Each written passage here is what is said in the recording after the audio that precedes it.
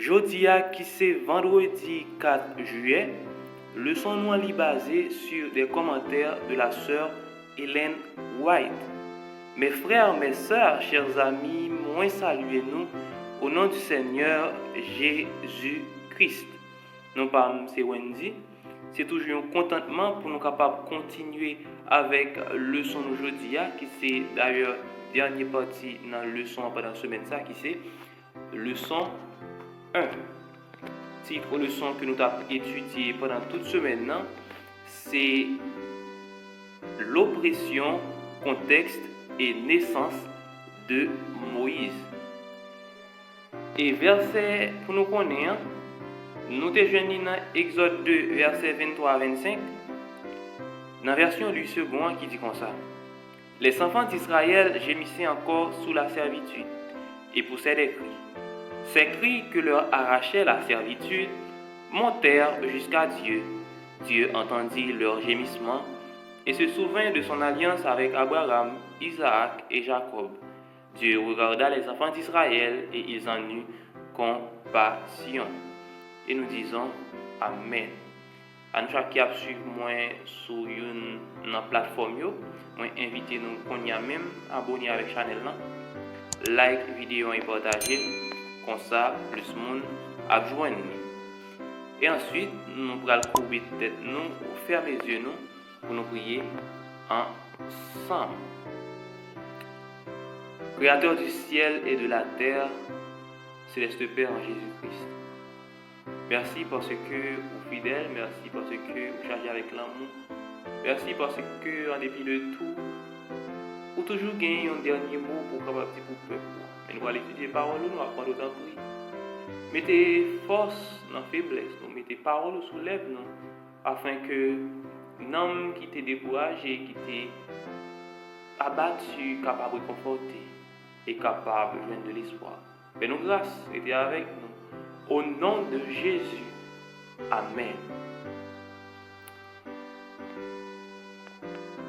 Dans le leçon aujourd'hui, l'auteur invite nous à lire chapitre ça que nous joignons dans page 207, 220 dans le livre qui est les patriarches et prophètes. Eh bien, il parle nous de serviteur bon Dieu, il parle nous de Moïse. Et après, il dit non que c'est une sorte de lecture en profondeur que les patriarches et prophètes là, les permettent nous capables de faire sous l'histoire Moïse. Alors il y a un pile scène que nous ne devons pas trop bien comprendre. Eh bien, lorsque nous lisons et page ça, nous sommes capables de comprendre plus bien.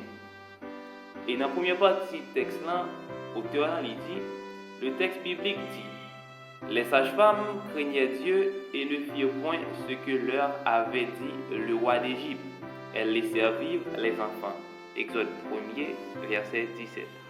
Eh bien, la sœur qui pourra commenter sur verset ça, côté il dit,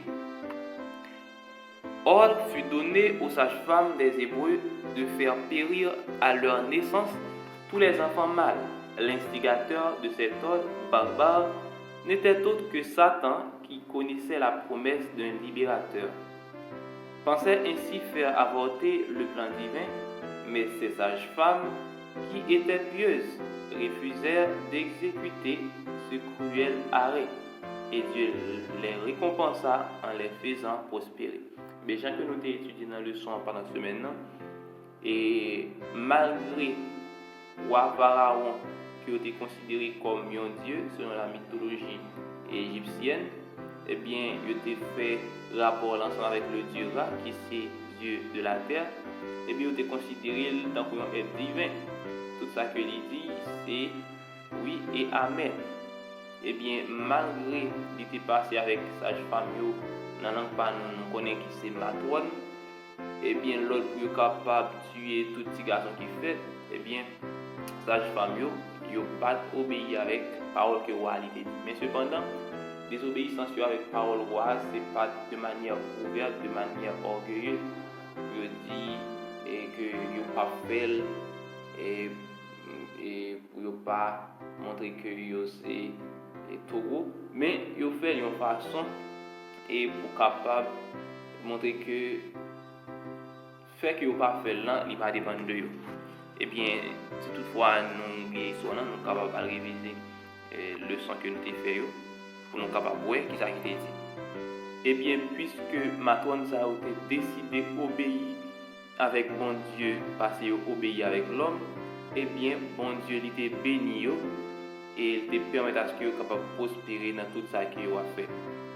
Et puis, dans le texte là, l'auteur dit, la bonne nouvelle dans tout cela est que malgré les plans de Satan, Dieu reprit la main et utilisa des personnes fidèles pour contrecarrer l'ennemi. Nous vivons dans le territoire de notre ennemi, que Jésus appelle le prince du monde. Éphésiens 2, verset 2. Jean 14, verset 30.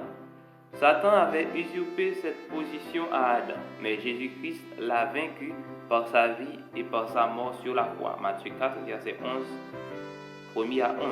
Jean 19, verset 30, Hébreux 2, verset 14. Bien que Satan soit encore vivant et actif, comme vu dans sa tentative de tuer ses enfants, son exécution est certaine. Jean 12, verset 31, Jean 16, verset 11, Apocalypse 20, verset 9, 10 et 14. La bonne nouvelle est que les difficultés de la vie peuvent être surmontées par la grâce de Dieu. Cette grâce est notre seul espoir. Eh bien, nous sommes capables, malgré Satan, utiliser des stratégies pour être capable de déjouer tout plan que bon Dieu gagne pour petit vie, mais bon Dieu utiliser des hommes et des femmes fidèles pour plan lieu capable d'accomplir. Parmi hommes fidèles que nous sommes capables de prendre, nous connaissons Moïse, qui c'est un homme fidèle, un homme patient, et encore nous connaissons et sage-femme que bon Dieu t'a utilisé pour être capable accompli mission pal côté yo pas choisi tuer bébé yo Jean que roi li te vle lan. Eh bien nous capable voir toute action ça yo c'est pas l'autre être qui derrière yo, c'est Satan le diable parce que c'est lui-même qui prince monde là. Et malgré lui utiliser toute stratégie, toute tentative pour les capable persécuter petit bon Dieu yo, même gens que il gagne pour les capable faire lorsque la loi du dimanche, la marque de la bête, rentre en vigueur, eh bien, Jésus, qui était mort sur la croix, c'est lui-même qui est seul médiateur, nous, seul sauveur, nous, seul chef, nous, et c'est lui-même qui est toujours là pour combattre pour nous, et grâce à lui-même, nous sommes toujours capables de remporter la victoire. Et dans la partie discussion, l'auteur a posé plusieurs questions que moi je vais lire pour nous, quand il dit. Première question, pourquoi Dieu avait-il permis que les Hébreux vivent en Égypte et soient opprimés? Pourquoi avait-il fallu si longtemps pour que Dieu intervienne en leur faveur? Rappelez-vous aussi que chaque personne n'avait souffert que le temps de sa vie. Autrement dit, le temps de souffrance pour la nation fut long, mais chaque personne n'avait souffert que le temps de sa propre existence. Pourquoi est-il important de faire cette distinction pour comprendre la souffrance humaine en général? Deuxième question. Pensez davantage aux questions concernant la manière dont Dieu avait pu utiliser l'acte impulsif de Moïse de tuer l'Égyptien. Supposons qu'il ne l'ait pas fait. Cela aurait-il signifié que les Hébreux n'auraient finalement pas été libérés d'Égypte? Expliquez votre raisonnement. Eh bien, c'est là que nous avons mis fin avec le leçon nous pendant la semaine. Pour nous finir, nous avons coupé tête, nous fermons les yeux. Merci Seigneur parce que tu permets de nous capables d'étudier une si belle leçon, pour te permettre jour après jour, nous apprendre, nous comprendre des choses, nous apprendre autant prix, permettre à ce que nous sommes capables de continuer avec méditation que nous avons fait chaque jour de parole et comme ça, nous sommes capables de mieux préparer pour ton avènement. Au nom de Jésus, nous prions. Amen. À bientôt pour une nouvelle leçon, qui c'est leçon 2. Que bon Dieu est capable de continuer à bénir.